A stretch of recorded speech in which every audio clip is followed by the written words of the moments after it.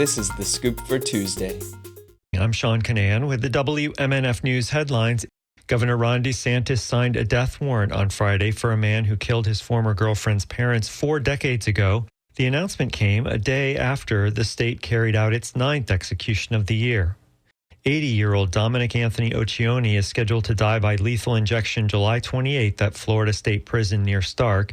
That's according to the warrant that DeSantis signed on Friday. The warrant is the 12th that DeSantis has signed this year, and it followed last week's execution of Dusty Ray Spencer, who at the age of 74 became the oldest inmate put to death by the state since the death penalty was reinstated in 1976. But now DeSantis has scheduled 2 executions of even older men.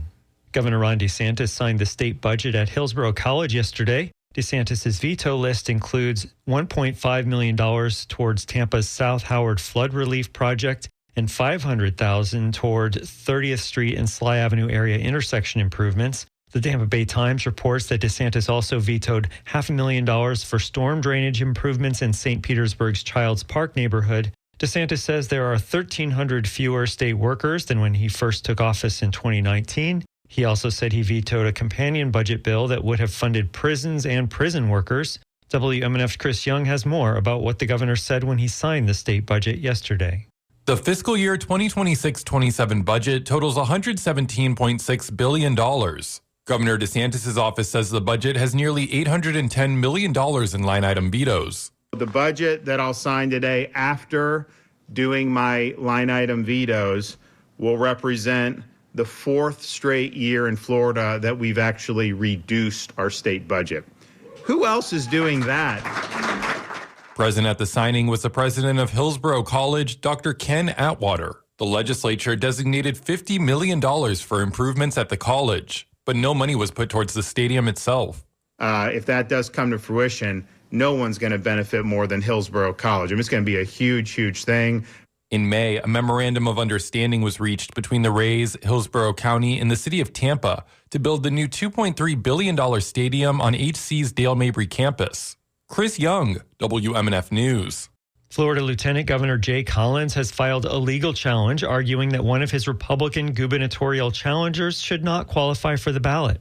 Collins is contesting that conservative activist James Fishback, one of 11 Republicans to qualify for the August primary, has not lived in Florida the required 7 years. That's one of the qualifications necessary to run for governor outlined in the state constitution. In a release, Collins said, James Fishback has spent months telling Florida Republicans his polls show him in first place and that he meets Florida's constitutional residency requirements. If he's telling the truth, then this lawsuit should be the easiest thing he's done all campaign. Fishback has denied the charge. According to the complaint, Fishback registered to vote in Washington, D.C. in 2020 and received a homestead exemption for property located in D.C. for the 2026 tax year. Scientists and their supporters are fighting back against government cuts to research. Yesterday, 3 people held signs and waved at passing traffic outside the U.S. Geological Survey building near the USF St. Pete campus. St. Petersburg resident Kathy Michaels used to teach nursing. She researched cancer until the federal government cut 4 major cancer programs for children. Well, a lot of the research were 2 years in out of 4 years, and it all just stopped. So it was a waste of money, really, to fund even the first 2 years then if you're not going to finish the project. We were doing research on why there was higher maternal death rates in Arkansas than anywhere else in the country.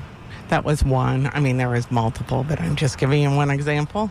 Michaels says she would rather the government fund science than war. Another demonstrator, Patricia Pettyjohn, is a retired academic librarian. Well, science, as we all know, saves lives, and it is a huge economic driver for the American economy.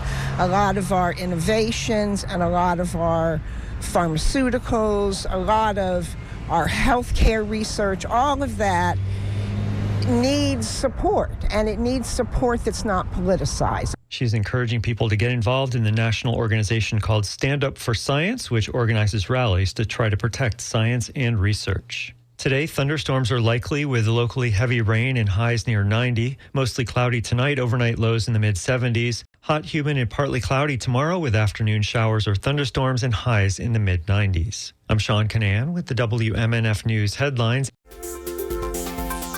This is The Scoop. Recorded at WMNF Tampa.